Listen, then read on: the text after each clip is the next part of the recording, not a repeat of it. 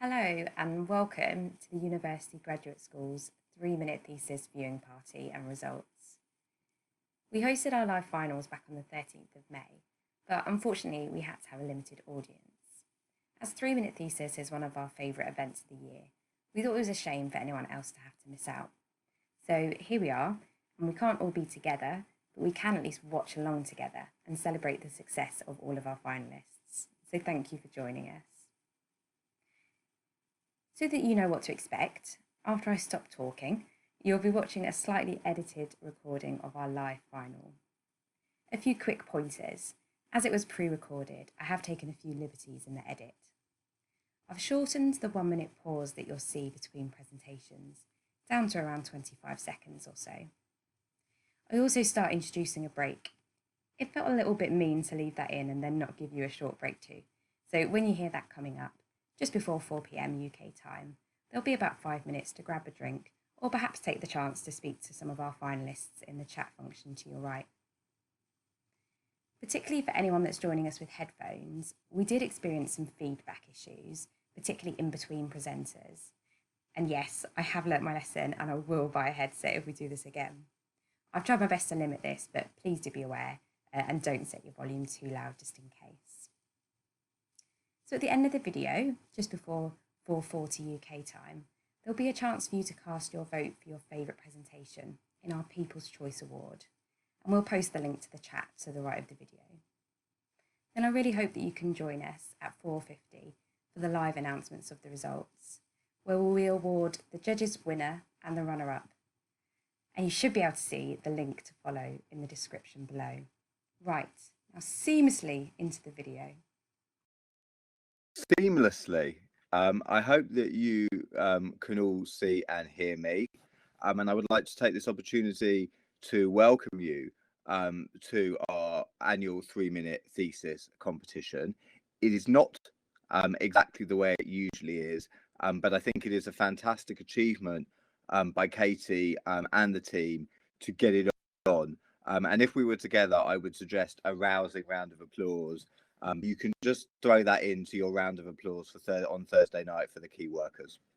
So 3-minute thesis is a long-standing competition started at the University of Queensland.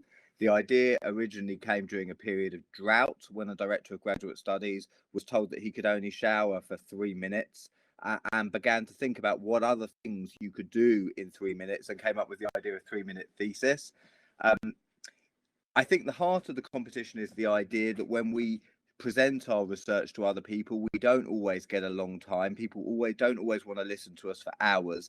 It's really important that researchers are able to be succinct and clear. That's a skill we're increasingly training for. And what we're going to witness today are the real experts at doing just that. I will hand back to Katie who's going to provide an overview of our rules and tell you how this is going to work. And all I'd like to say is good luck to all of you. Well done for taking part. Thank you as well to everyone who's organised it and our judges. And I hope you have a great competition.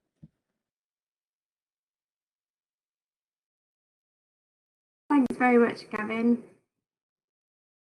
So what I'm going to do now is just introduce all of our presenters to our judges. So judges, if you're able to, please do join me by enabling your video. Gavin, I've given you a false start. I should have got you to keep your video on. You're one of our judges as well this evening. Okay, so if the rest of our judges can also join us with their video, that would be fantastic.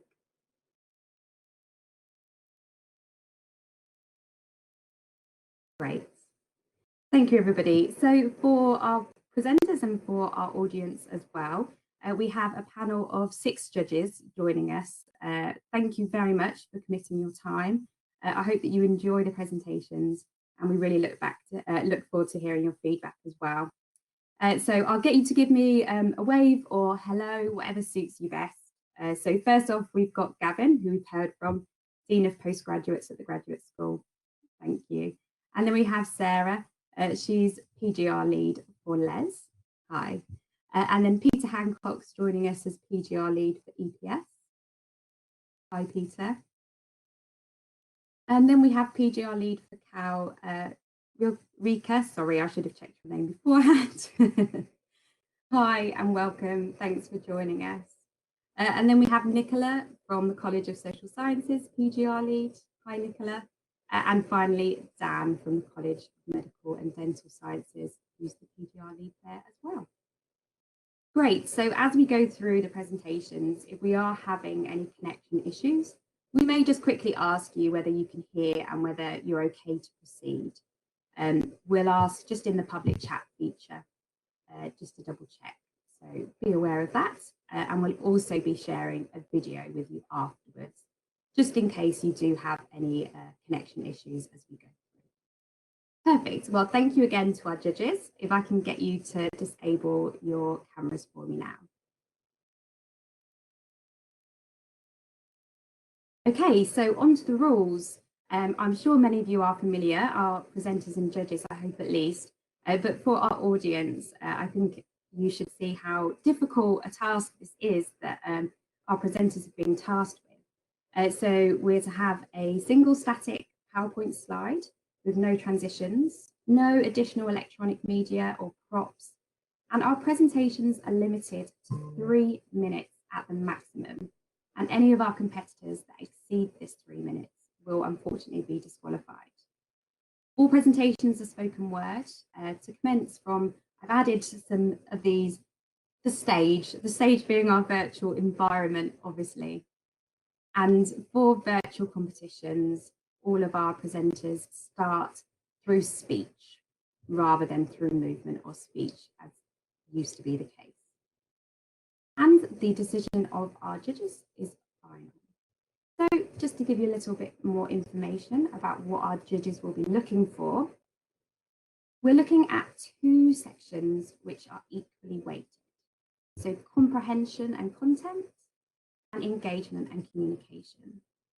Our judges are going to be looking for our finalists to present in such a way that we understand the background and significance of their research question, whilst also feeling like we understand all of the terminology and that they're not using excess jargon. Are they describing the impacts and the results of their research, including any conclusions and outcomes? Can we follow the presentation? Does it have a clear, logical structure? And is the topic, research, the results, the impact, the outcome, is that all communicated in a language appropriate for a non-specialist audience? Does the presenter spend adequate time on each element of the presentation?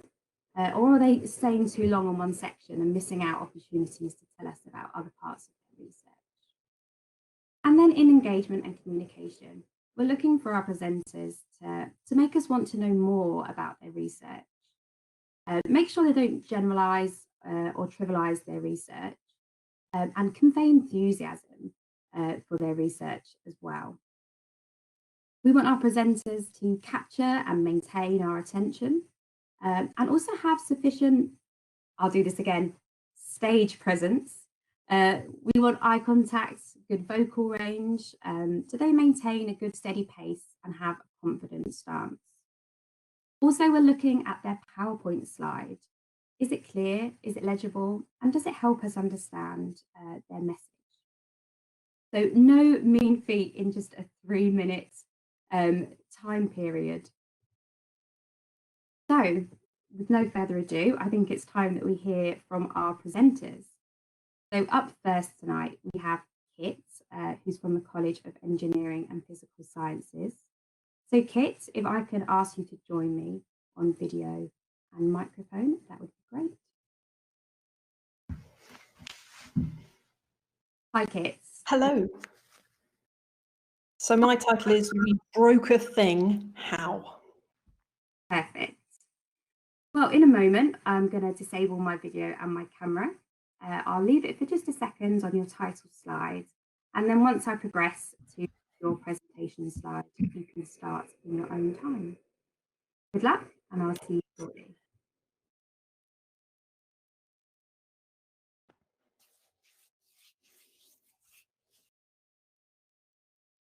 So one of the really interesting things about cryptography is that quite often the algorithms are public, and they can be public because the maths is really hard and can't be broken. So let's create a public cryptography. Add something, multiply something, switch something. So let's suppose a manufacturer says they've created a really secure door card system. We know the algorithm, that's public, but it's also going to have a secret portion, and that's called the key. And on my card, that's 6723, as shown in the slide. What happens and how does it work? Well, when you take the card and you wave it in front of the door reader, it will send out a random number, say 100. And the algorithm and the key work together. 100 plus 6 is 106, times 7 is 742, flip the digits, 472. And that gets sent back to the card reader, and it says, yeah, that's a valid card. And the reason the key has to stay secret from everybody, both you and me, is because if I can get the key out, then I can create fake cards. And if I can do it, the bad guys can do it. But that's what my research is. My research is finding ways to break these things. So how do I do it? Because I said that the maths was hard and couldn't be broken. Well, imagine a violinist playing Paganini with a metronome. If I speed up the metronome, the violinist is going to start making mistakes, and probably in the same place each time. And this is also true for computers. We can get them to make mistakes, and that's called fault injection, which is what I do. So how does this relate to the algorithm? Let's see. Remember, I own this keycard system. I can throw lots of things and have a go. So I'm going to feed 0 in. 0 plus 6 is 6. And now I do a fault injection. I skip the multiplication. Then I swap the digits. There are no digits. Put in 0, get out 6. So I've just got this key card to give up the first digit of its secret. And I shouldn't be able to do that. And that's what my thesis is about, finding novel and innovative ways to create fault injection. Last year, I managed to find a fault injection in Intel processors, and I notified Intel of my findings. And on the 10th of December, they issued a worldwide microcode update to fix it. And the chances are that you probably own a computer. You might even be using it now, and it's got an Intel processor in. My work keeps your devices safe.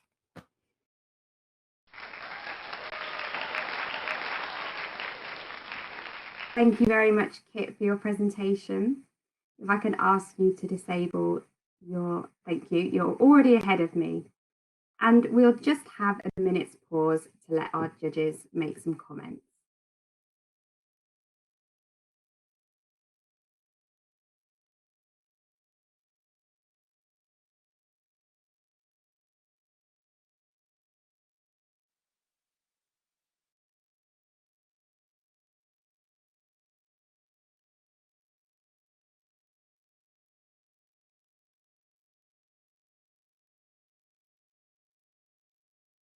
Okay, I hope that that's given our judges a chance to reflect on the presentation. Thank you again, Kit. Slight change of schedule. So judges, please do be aware. Our next presenter, Kira, was having some issues with video. We're just going to move her a few paces on, and instead we are going to invite Deanna to join us next. Do excuse me as I skip ahead to her slides. So Deanna is from the College of Engineering and Physical Sciences. If I can get you to join me on video and audio. Great. If you could just introduce your presentation for us. Hi, so my presentation is entitled Trouble with Your Heart, Let Me Model It. Perfect. Okay, so as normal, Deanna, in a moment I will disappear. I'll just pause on your title slide, and then once you see your presentation slides, you can start in your own time. Okay, good luck. Thank you.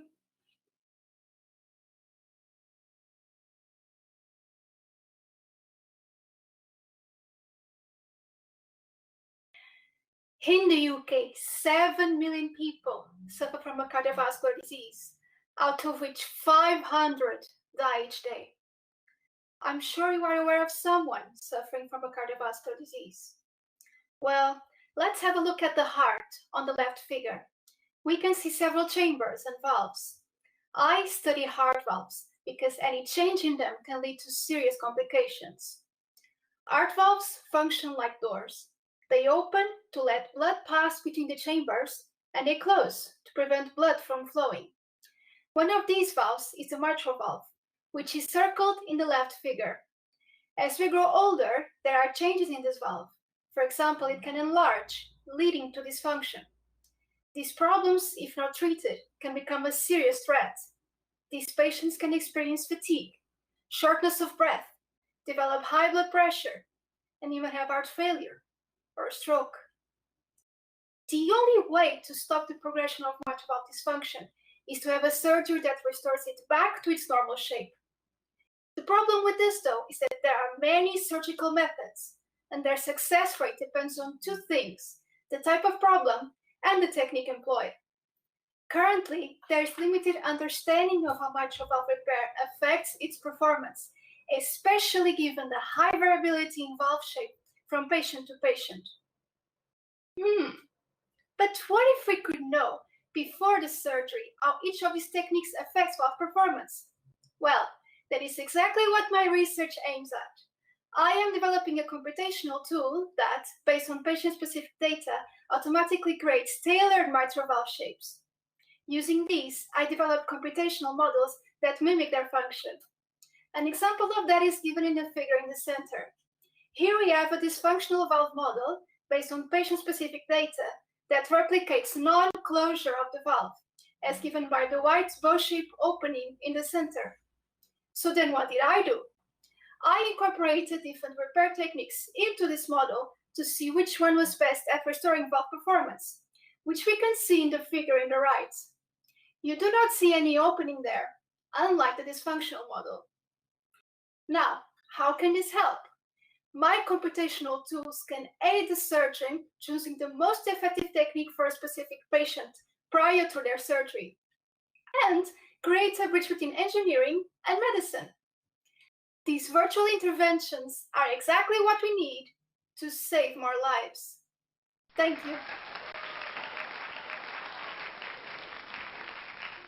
Thank you very much, Diana, for your presentation. Thank you very much. We will just give our judges a minute to write their comments before we proceed.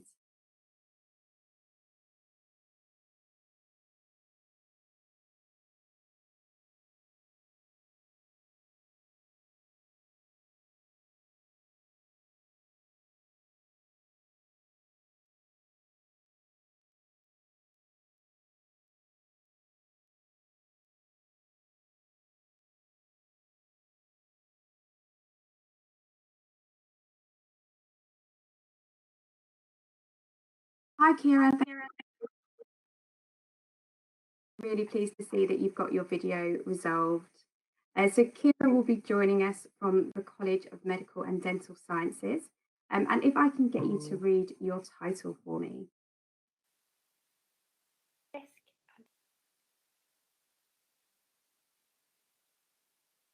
I think we might be having some issues hearing you, Kira. Just towards the end, I could just pick up a few words. Would you be able to just double check your audio settings for me? Okay, can you hear me better now? I can hear you. You're a little bit quiet, so I'm just going to make sure that I've got my volume to the max. If you could just read your title for me again, and I'll just double check with our judges that they're able to hear you. No, it's not great, but is it better like this with me closer? I can hear you now. If I can ask our judges just to comment in the public chat if they can hear better from there. I have one other option. Try this. I think that our judges are saying that they can hear you fine from that position mostly. Yep, I think a few people are just going to turn their volume up. So I can hear you. I think we're causing an echo having two devices, unfortunately. Might be a problem. Okay, I can hear you though, so I'm confident that our video will be able to pick you up. It looks as though our judges are saying that that has got better. So I think that we'll be okay to proceed if you're okay. So my title again then is Risk and Decisions about Location of Acute Healthcare Delivery. Perfect. So as normal, in a moment, I'll disappear. I'll leave it on your title slide for just a moment. And then as soon as you see your slide, you can start in your own time. Okay. Thanks, Kira.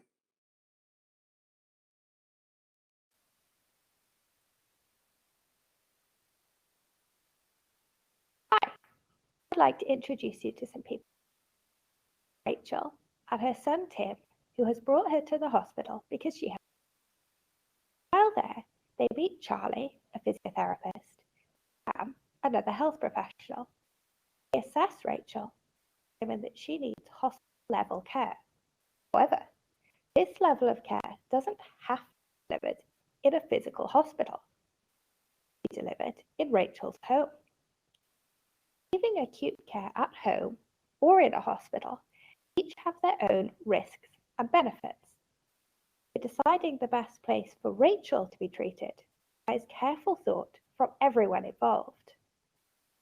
How this decision is made, influences on it, especially around risk tolerance, are the focus of my PhD.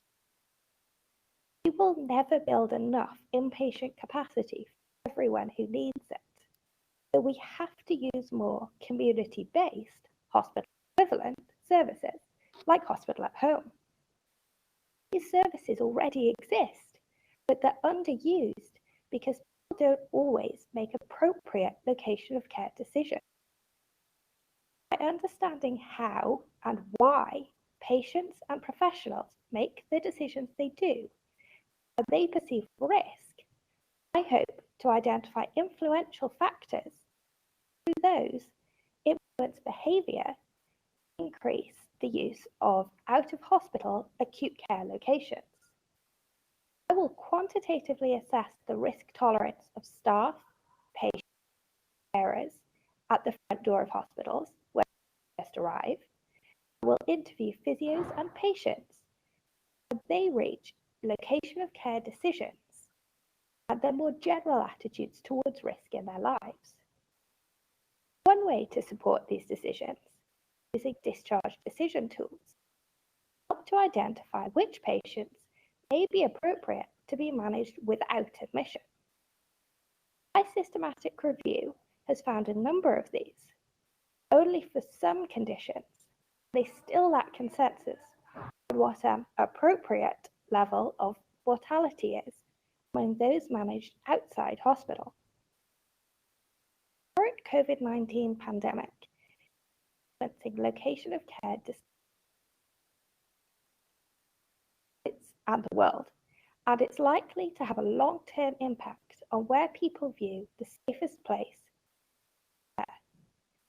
Vital we make those decisions appropriately using the tools we have, get the right care in the right place to patients like Rachel.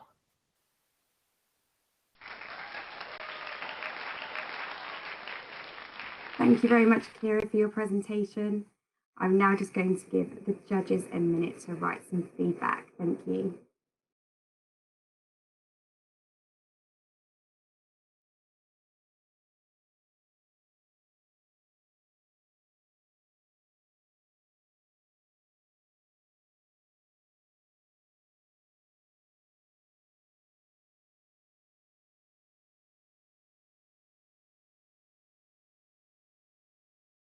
Okay, so we've been a bit jumbled up, so excuse me as I move my slides along, but what we are going to do is go for a break now. So what I will ask everyone to do is return at 3:15. If I can ask you to stay connected as you leave, just make sure, as you are now, that microphones are muted, and then we won't have additional users coming in and out. So stay as you are, step away, get yourself a cup of tea, whatever you need to do, and we will come back and hear from the rest of our presenters at 3:15. Okay.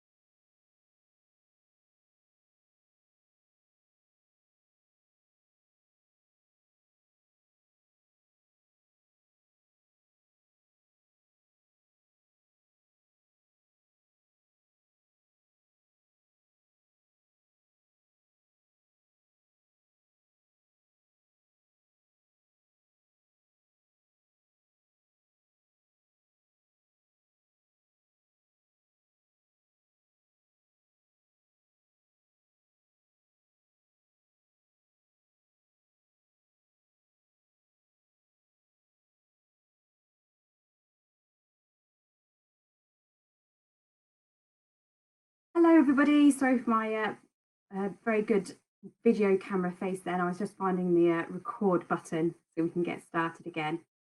Okay, I'm hoping that everyone is back with us. I'm just going to do a couple of checks before we proceed.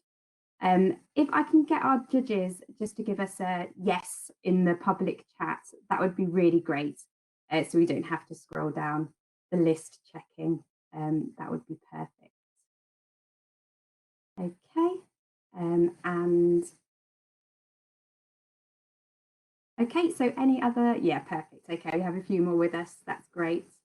And can I just check that we've got our presenters, just the next couple with us. So Michael and Naomi, if you can just give us a quick yes, just so that I can make sure that you're there and you're ready. Perfect, thank you very much, everybody. So Naomi's joining us from the College of Engineering and Physical Sciences. If I can ask you to read your title for us. Great. So my title is I'm Not Crying, There's Just Something in My Eye. Great. So as normal, in a minute, I'm going to disappear. I will hover on your title slide for a moment, and then I will progress to your slide. Once you see that, you can start in your own time. Okay.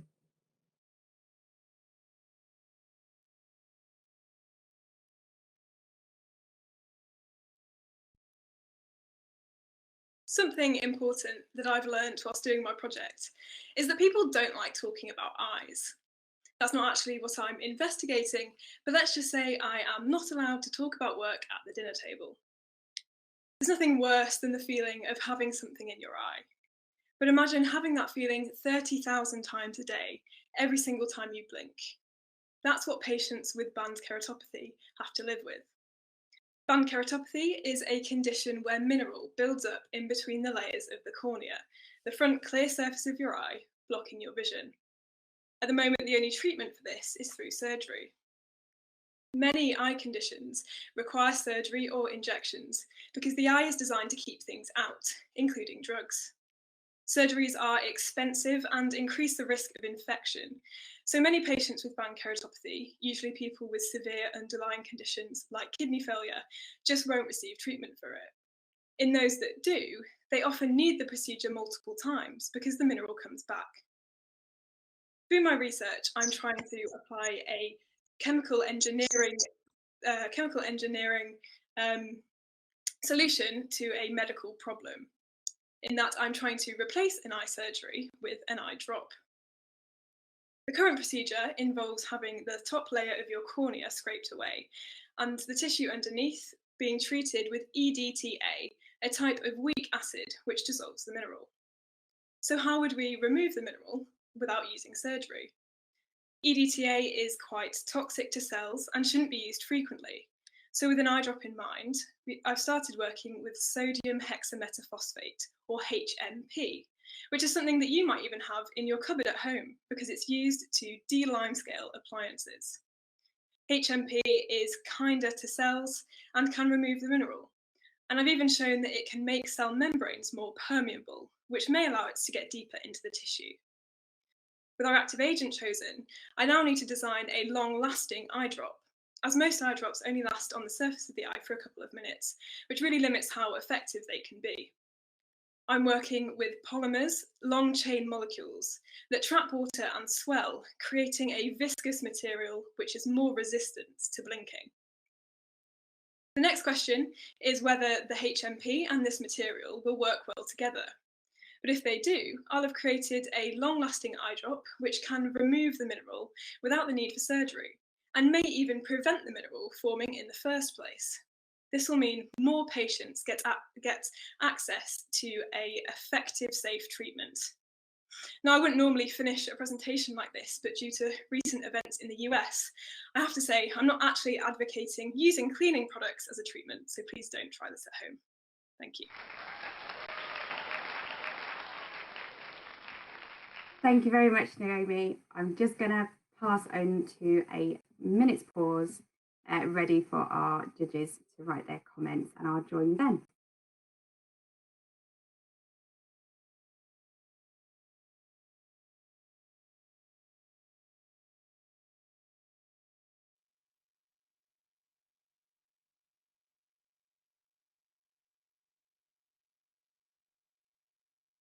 Okay, thank you again to Naomi for your presentation. And now I'm going to welcome to the stage our next presenter, which is Michael. So Michael, if you could join us.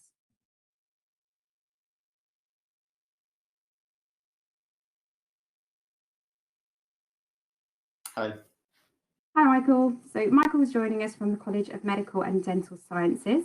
If I could ask you to read your title. Yep, so the title of my presentation is Friend or Foe, White Blood Cells and Your Lungs. That's great. Okay, so as everyone is getting to know by now, I'm sure, what I will do in a moment is disappear, and then I will hover on your title slides. As soon as I progress to your submitted slide, you can start in your own time. Okay, good luck, and I'll see you soon.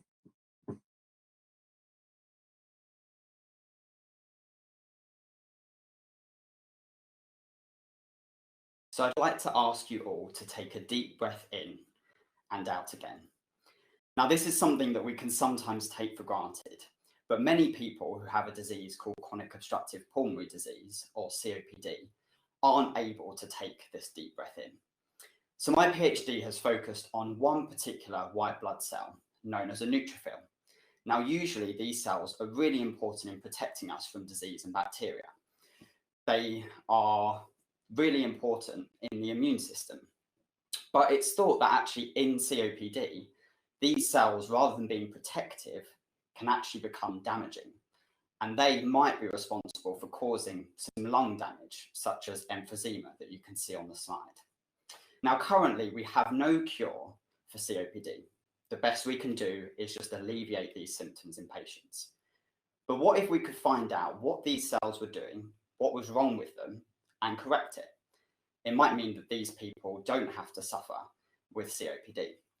And that's what I've been trying to do during my PhD. With the help of patients from the Queen Elizabeth Hospital, I take blood and isolate these cells and look closely at the surface. Now, from doing this, they can give us some clues as to how these cells behave. One of the things that I've been looking at is how they sense bacteria. There's a particular protein that's responsible for this, and we can look at how much these cells have this protein on their surface. So as you can see from the graph, when we take some people who don't have COPD and we look at their cells, they actually have quite a high level of this protein on the surface. When we then look at these neutrophils from patients with COPD, they have a slightly lower level than this. And actually, when patients are having what's called an acute exacerbation, so a severe worsening of their symptoms, there's even less of this protein on the surface. This might mean that actually neutrophils are less able to see the infection and bacteria in the lungs with people that have COPD, and especially when they're having an exacerbation. So I'm hoping that through looking at the surface of these cells, identifying what's wrong, that we can start to think about how we might correct these changes. Now, there's lots of different things we can look at, and there's lots of different people that look at this. But my research has been unique in trying to pull together all of these different functions into one experiment. So we can look at all of these things at the same time. So imagine that we were able to find out what was wrong, and then we could correct this behavior in these cell types. It would mean that people with COPD could do exactly what we did at the beginning. Take a deep breath in and out again. Thank you.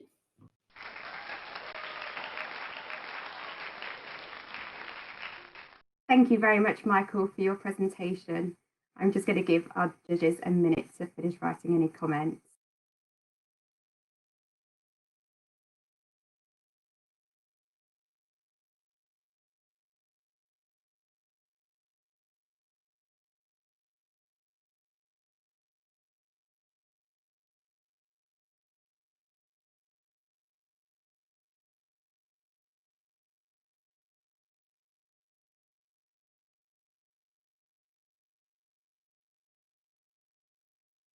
Okay, and now we are ready for our next presenter. So Chloe, if you could join me on stage.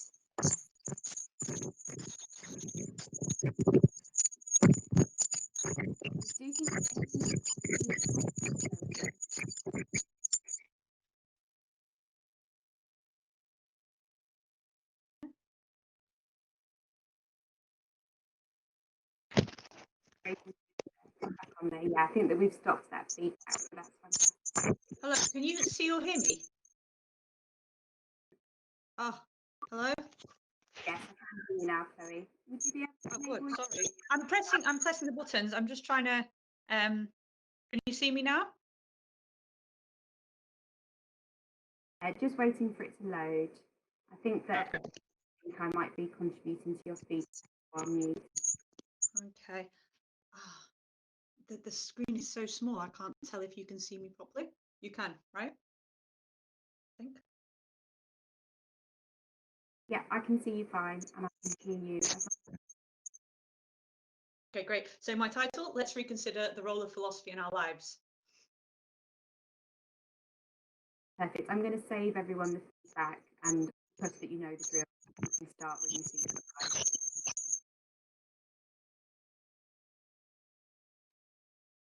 Frederick Douglass once said that it's easier to build strong children than it is to repair broken men. In my research, I propose that one way of achieving this is by increasing the role of philosophy in our lives. To support this, I show the role that philosophy already has in cognitive behavioral therapy, or CBT. In my presentation slide, you see the cycle of CBT, according to which thoughts, feelings, and behaviors influence each other. CBT tries to change these three aspects of ourselves to promote well-being. In my research, I focus on examples of how philosophical ideas are used by CBT to help make changes. For example, therapists use Socratic questioning, according to which they avoid telling clients what they need to change. Instead, they ask the clients guided questions so that they discover their own answers for themselves. Another example is Socratic know thyself, which is crucial in CBT, and many techniques aim at improving self-awareness. Even more important than Socrates in CBT are the Stoics. They believe that life events don't influence people.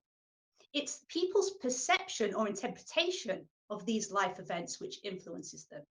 Similarly, therapists often use the example of glasses with coloured lenses, which represent the lenses of negativity, which often lead to anxiety and depression. There are many more examples like these in my research, including Aristotle and the impact that people's values have on their well-being. In other words, what they consider important.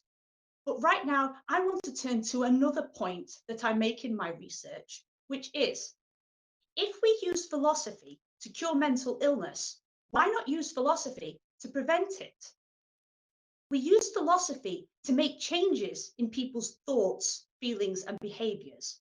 In other words, we use philosophy to reconstruct people. So why not use philosophy to construct people to begin with, instead of waiting for them to become emotionally unwell? My research then looks at ways of attempting this, for example, by increasing philosophy in early education. I examine previous attempts and I make recommendations for future ones.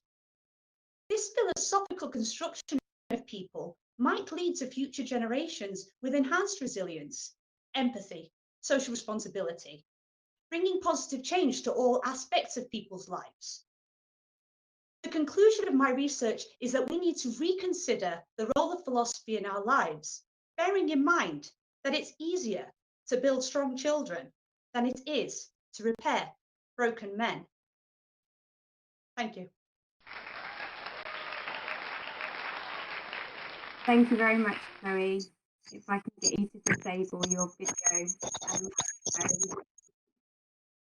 And I will then give the judges a minute to write any feedback. Thank you.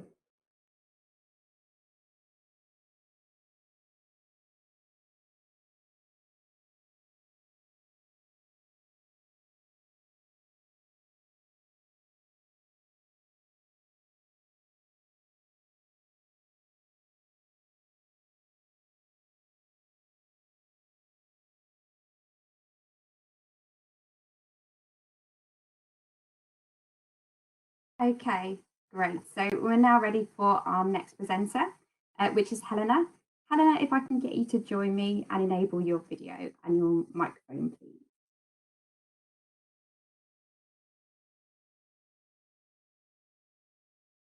Okay, so whilst I'm just waiting for Helena, I'll just introduce the fact that she is from the College of Medical and Dental Sciences.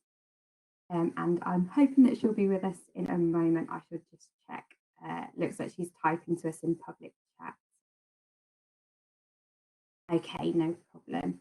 So it looks like she may be having some audio issues. We'll just check in and see if that means that we may move her to the end.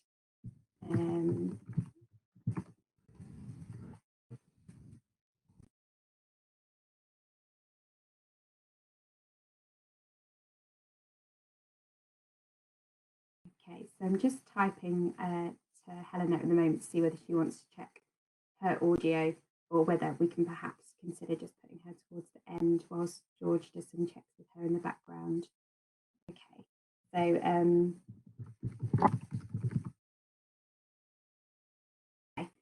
so George, if you can hear me, what would be really useful is if, as I'm talking, if you can kind of back up what I'm saying in the public chat feature, that would be great.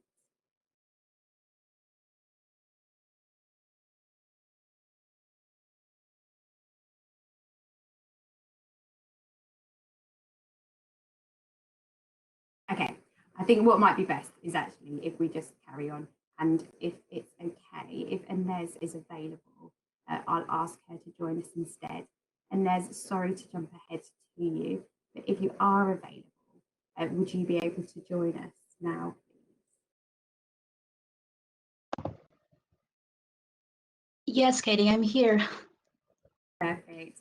Inez, I know I gave everyone warning that at any moment we might put you on beforehand, but I am sorry that you're the person this is happening to. Are you ready? Are you prepared to be able to join us?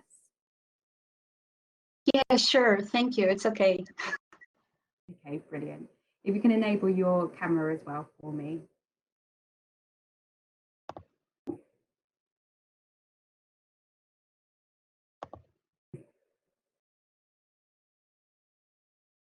Okay, I'm still just waiting for that to load at the moment, so I'm not sure if your end that's something that's happening there as well.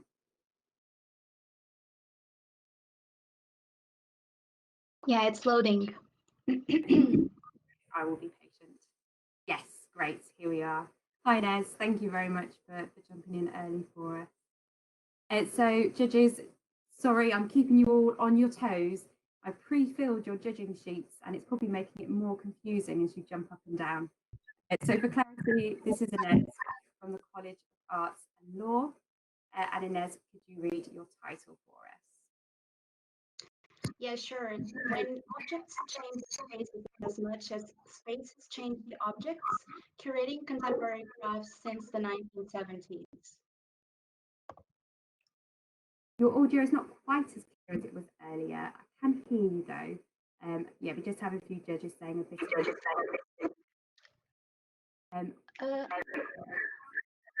how about no? Let me pause my microphone and give you just the whole stage so you're not competing with me as well. So I'll mute myself and then just give us your title again and we'll check. Is that okay? Yeah, sure. When objects change the spaces as much as spaces change the objects, curating contemporary crafts since the 1970s. Yeah, that's much better. I'm just going to mute you for a second, Inez, so please be aware I've muted you, so you'll have to unmute yourself in a moment, okay? As normal, in a moment, I'll disappear. I'll give you a couple of seconds on your title slide, and then as soon as you see your slide, please do start in your own time, and I'll start the timer. Okay, don't forget to unmute, and I'll see you in a moment.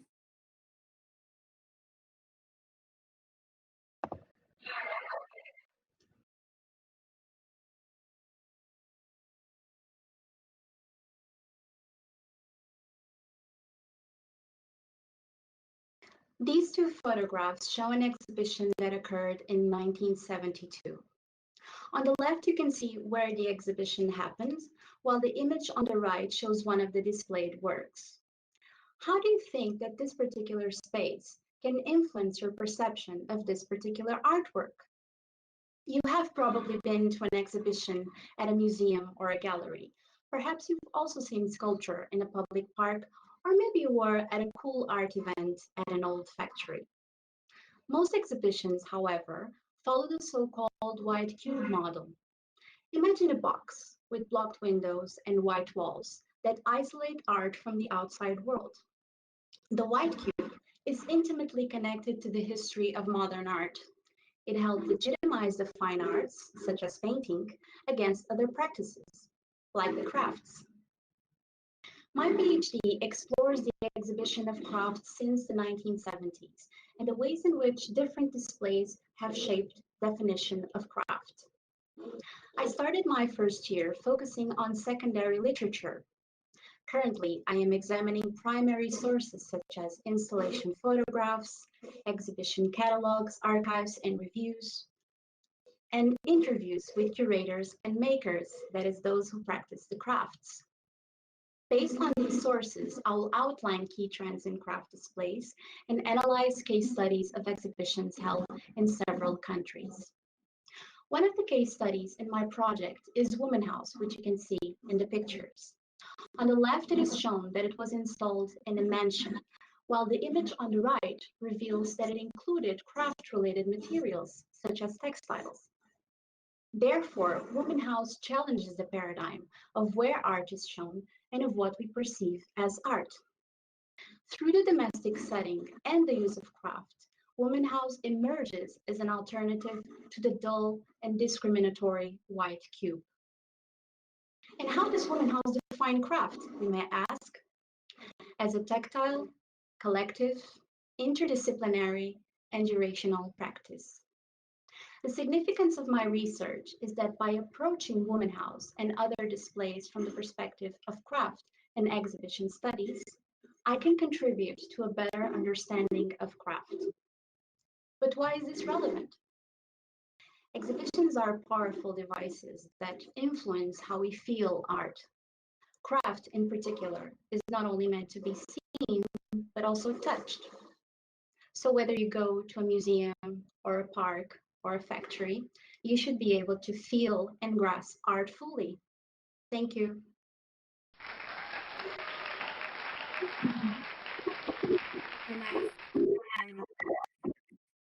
I will just give the judges a minute to write any comments.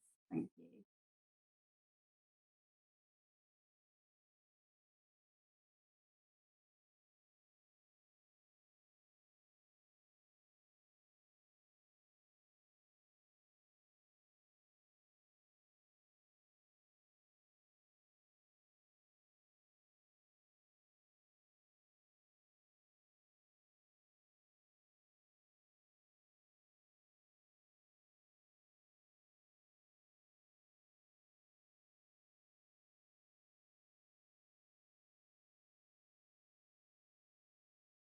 Okay, we're going to continue our journey of hopping around between our contestants and keeping everyone on their toes.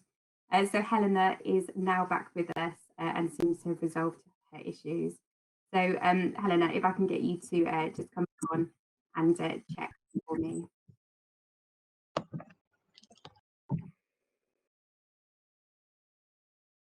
Okay, I'm just waiting for your audio to load still. And hopefully that will be with us in a moment. Hello, can you hear me? Yes. Sorry about that. No problem at all. Thank you for Decided to crash right in the room. Okay, so Helena is joining us from the College of Medical and Dental Sciences. If I could get you to read your title for us. Yeah, so my title is Proteinases and Antiproteinases, a Very Important Balance. Perfect. So as normal, I'll mute myself in a moment. And then once I progress to your slides, you can start in your own time. Okay. Yeah, thank you.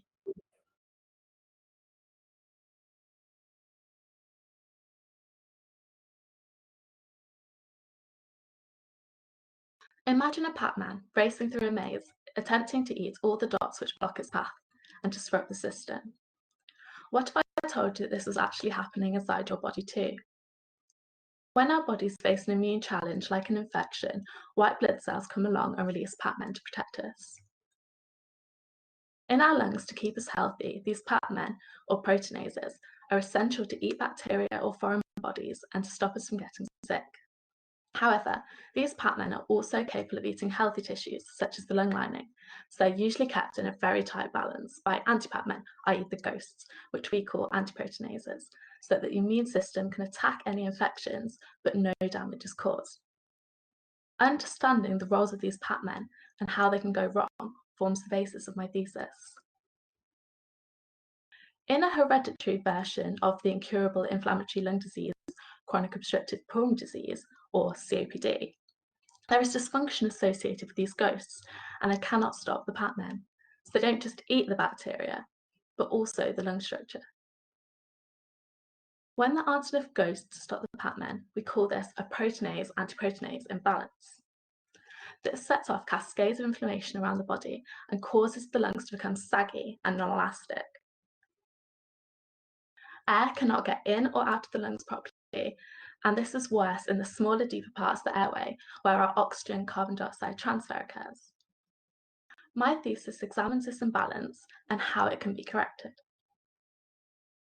I have a test which can measure the imbalance in this disease and how much excess Pac-Man activity is present. This is called a biological marker of disease test, or biomarker. I've used this test on patient blood samples to allow the assessment of the Pac-Man footprint in disease, which allows us to tell what type of disease someone has, how severe it is, and even assess how quickly it's likely to progress, allowing for earlier interventions. I've shown that healthy people have low levels of Pac-Man activity, and that people with the disease have high levels of Pac-Man activity. People with a milder disease have an intermediate footprint. My research has further involved developing and validating a test tube model of this imbalance using blood from healthy donors and patients. So I've set up a test tube model to mimic this high disease activity with levels of Pac-Man activity in the model the same as shown in disease. I've tested different drugs to see whether they'd be effective in patients. I've seen how when you add a promising drug which blocks the proteinase or Pac-Man activity to the model, that the Pac-Man activity in the system is reduced. This is important as it suggests that the drug could be effective in human and could be used to treat this incurable hereditary lung disease, stop these Pac-Men from running riot, and hopefully to help the world to breathe. Thank you very much indeed, Helena. Thank you very much. I will now give the judges a minute to write any comments.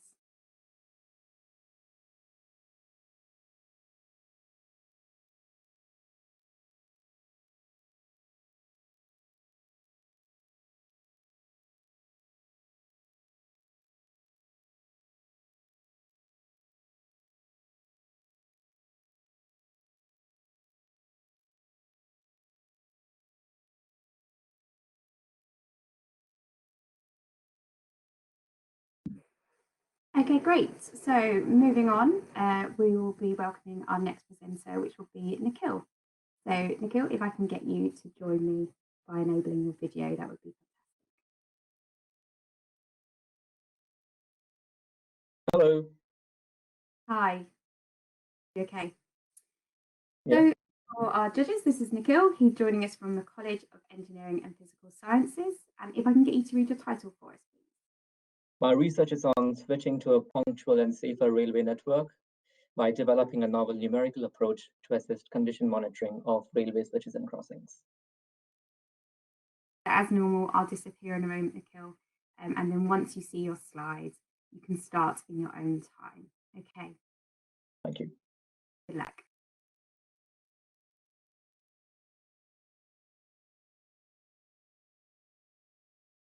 Just imagine that you're at the university train station and frustrated waiting for a train that's been delayed. It is very likely that your train was delayed because of a switch and crossing failure. Now, what exactly are switches and crossings?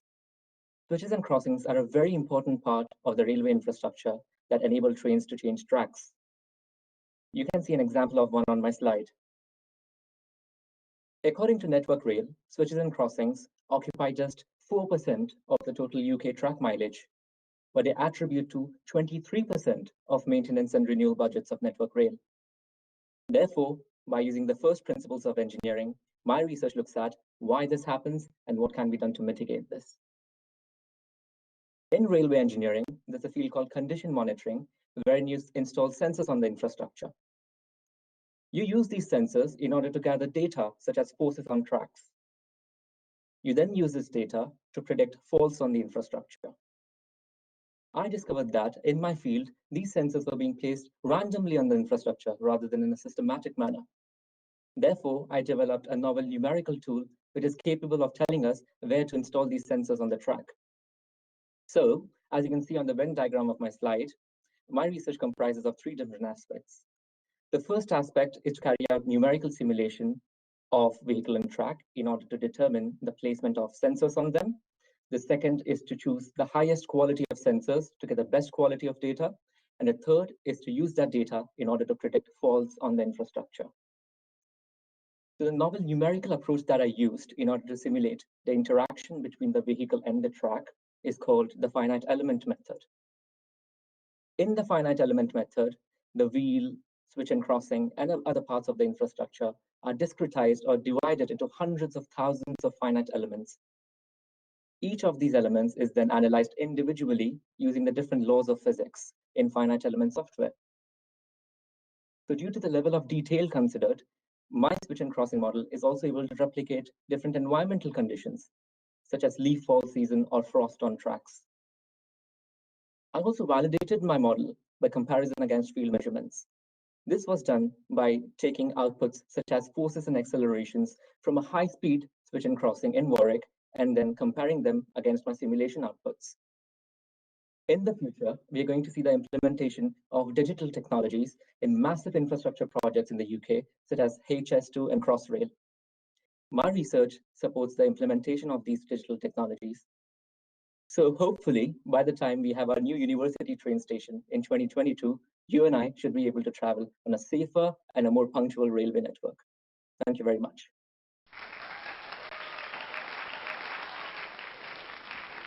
Nikhil, thank you very much for your presentation. I shall just give our judges a minute to finish any comments.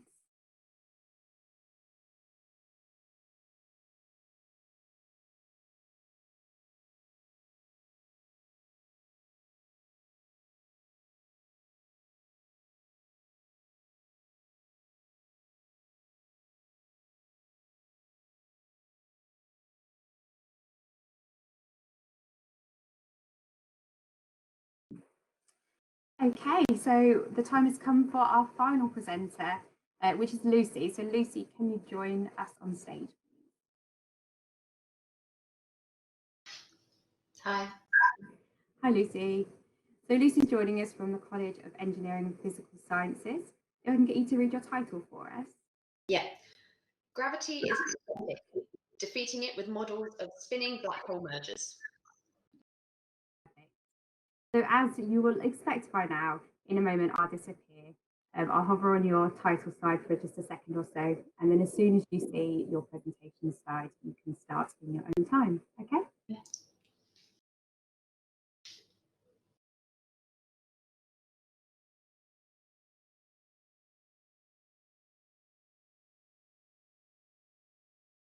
Gravity is pathetic. If you've ever picked up paper clips with a magnet, you've defeated the gravitational force of the entire planet with just a tiny magnet. Why is it so pitifully weak? Even with Einstein's theory of general relativity telling us how gravity works, this is one of many things we can't explain. We need to keep investigating, and where better to test Einstein's theory than the strongest gravitational pull in the universe, inside a black hole. But there's a problem. We can't see into them because their gravity is so strong, no light can escape. Black holes can exist in pairs, locked in a gravitational orbit round each other like a dance, like in the left image. As they spiral closer together, eventually merging, the enormous energy they lose shines out into space, not as light, but as gravitational waves. The bottom left shows a typical gravitational wave signal. These tiny ripples in space-time are the lens through which we can peer into gravity's extremes. When I say tiny, I mean minuscule.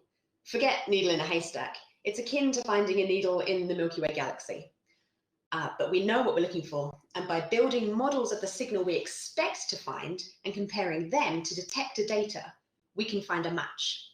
Depending which model best matches the data, we can deduce how heavy the black holes are and how fast they're spinning, which gives us information about the stars they used to be.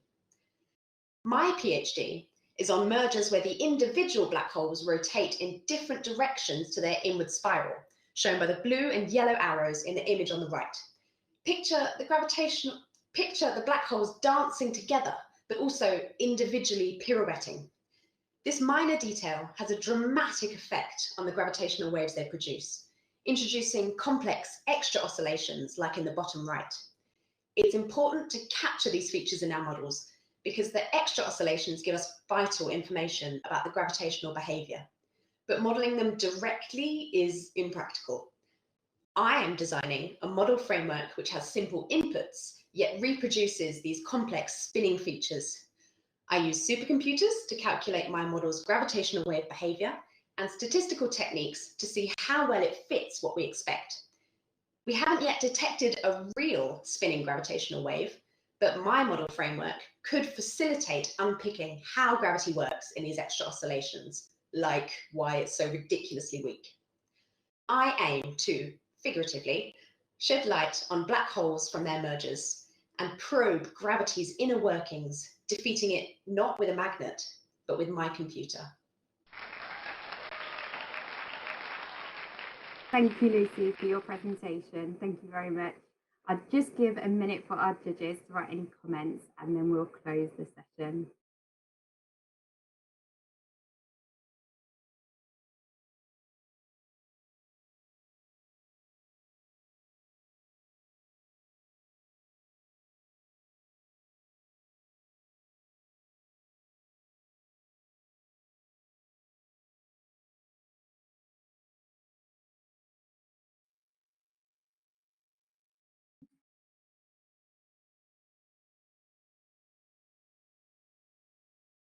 Hi everyone, so I'm conscious of time. We definitely managed to use all of our leeway for technical issues.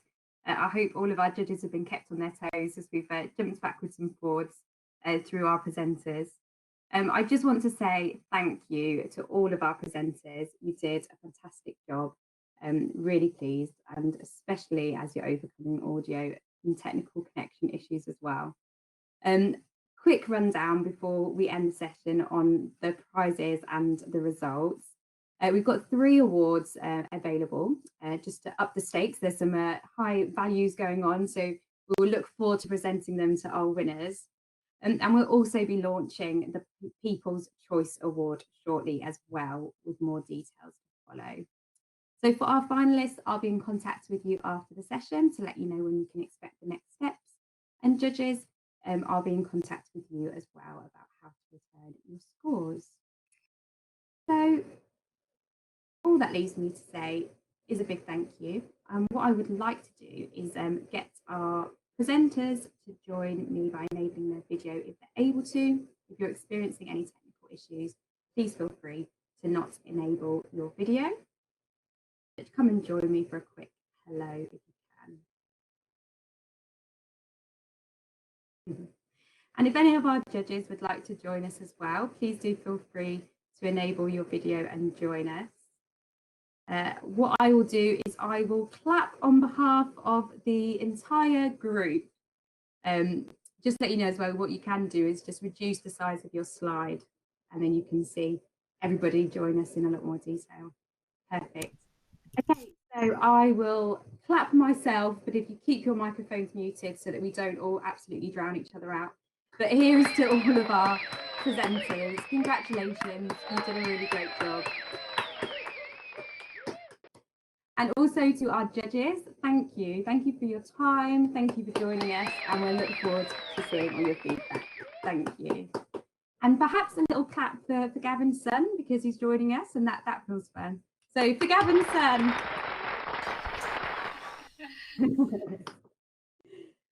Brilliant. Thank you so much, everybody. Really, really enjoyed today. And I'll be in contact with you all soon. Okay.